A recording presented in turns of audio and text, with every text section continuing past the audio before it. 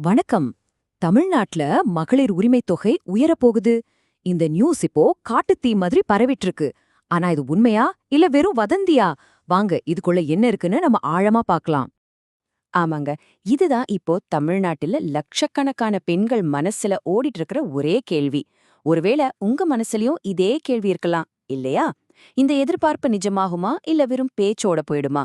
வாங்க, இதுக்கான பதில தான் நாம இப்ப தேட போறோம். சரி, எல்லாத்துக்கும் ஒரு ஸ்டார்டிங் பாயிண்ட் இருக்கும்ல. அதே மாதிரி இந்த பேச்சு திடீர்னு எப்படி கிளம்பிச்சு, எங்கிருந்து ஆரம்பிச்சுது?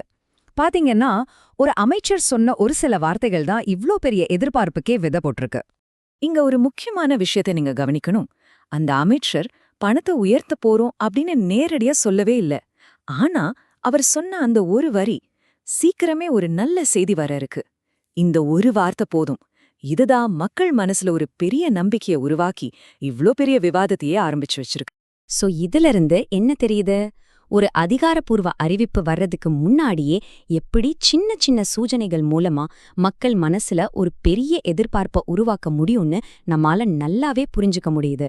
சரி, அந்த நல்ல செய்திக்காக நாம எல்லாருமே வெயிட் பண்ணிட்டு இருக்கோம். அது ஒரு பக்கம் இருக்கட்டும்.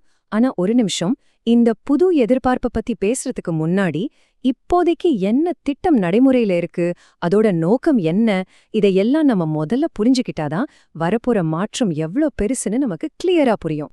இந்த திட்டத்தோட பேரு உங்களுக்கு தெரிஞ்சதுதான், கலைஞர் மகளிர் உரிமை தொகை.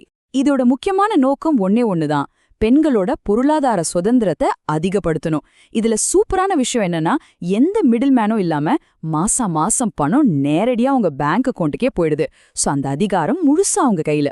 இப்போ தகுதியான ஒவ்வொரு குடும்பத் தலைவிக்கும் மாசம் 1000 ரூபாய் இந்த திட்டத்துல கொடுத்துட்டு இருக்காங்க. இதுதான் தற்போதைய நிலவரம். இப்போ பேசப்படுற விஷயமே இந்த 1000 ரூபாய உயர்த்துறத பத்தி தான். ஓகே, இப்போ மறுபடியும் அந்த ஹாட் டாபிக்கே வருவோம். இந்த தொகை உயர்வு எப்போ வரலாம், எவ்வளவு உயர வாய்ப்பு இருக்கு? வாங்க அத பத்தி பார்க்கலாம். பாருங்க, இந்த அறிவிப்பு வர்ற டைமிங் ரொம்ப ரொம்ப முக்கியம். எல்லாரும் என்ன எதிர்பார்க்கறாங்கன்னா, பொங்கல் பண்டிகை சமயத்துல இத அறிவிச்சா அது வெறும் ஒரு அரசாங்க அறிவிப்பா இருக்காது. அது ஒரு மெகா பொங்கல் பரிசா மக்கள் கொண்டாடுவாங்க. அதுக்கு ஒரு தனி மதிப்பும் மரியாதையும் இருக்கும், இல்லையா? இப்ப வாங்க நம்பர்ஸ பாப்போம். இது ஏதோ 100, 200 ரூபாய் உயர்வெல்லாம் கிடையாது. யோசிச்சு பாருங்க. இப்போ வர 1000 ரூபாய் நேரடியா 1500, ஏன் 2000 ரூபாயா கூட மாறலான்னு தான் பேச்சடிப்படுது. அதாவது 50% 100% வரைக்கும் ஒரு நேரடி உயர்வு. இது எவ்ளோ பெரிய விஷயம்! நிஜமாவே இது நடந்துச்சுன்னா லட்சக்கணக்கான குடும்பங்களுக்கு இது எவ்ளோ பெரிய சப்போர்ட்டா இருக்கும், இல்லையா? ஒரு சாதாரண குடும்பத்தோட மாச பட்ஜெட்ல இது ஒரு பெரிய மாற்றத்தை கொண்டு வரும். ஒரு வாழ்க்கையவே மாத்தக்கூடிய ஒரு விஷயம் இது. சரி, இவ்ளோ நேரம் நாம எதிர்பார்ப்புகளை பத்தியும் யோகங்களை பத்தியும் பேசிட்டோம். அதெல்லாம் ஒரு பக்கம் இருக்கட்டும். இப்போ கொஞ்சம் யதார்த்தத்துக்கு வருவோம்.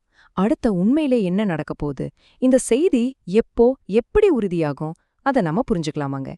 பொதுவா இந்த மாதிரி பெரிய அறிவிப்புகள் ஒரு 3 கட்டமா தான் நடக்கும். முதல் கட்டம் அமைச்சர் சூசகமா சொன்னது, அது முடிஞ்சிருச்சு. இப்போ நாம 2வது கட்டத்துல இருக்கோம். அதாவது ஊடகங்களும் பொதுமக்களும் இது பத்தி விவாதிச்சுட்டு இருக்கோம். ஆனா இதுக்கெல்லாம் முடிவு எங்க வரும்னா, அந்த 3வது கடைசி கட்டத்துல தான். முதலமைச்சர் அதிகாரப்பூர்வமா அறிவிக்கும் போதுதான் இது உண்மையா இல்லையான்னு தெரியும்.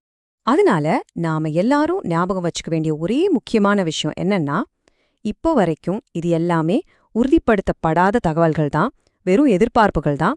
அரசாங்கம் கிட்டேருந்து அதிகாரப்பூர்வமா எந்த ஒரு அறிவிப்பும் இன்னும் வரல. சரி, நாம இந்த முழு விஷயத்தையும் ஒரு கேள்வியோடு முடிக்கலாம். நீங்க என்ன நினைக்கிறீங்க? ஒருவேளை இந்த பண உயர்வு நிஜமாச்சுன்னா அது தமிழ்நாட்டுல லட்சக்கணக்கான பெண்களோட அன்றாட வாழ்க்கையில என்ன மாதிரியான ஒரு மாற்றத்தை ஏற்படுத்தும்? இது வெறும் ஒரு பண உதவியா மட்டும் இருக்குமா, இல்ல அதுக்கும் மேல ஒரு பெரிய சமூக மாற்றத்துக்கான முதல் படியா இருக்குமா? யோசிச்சு பாருங்க.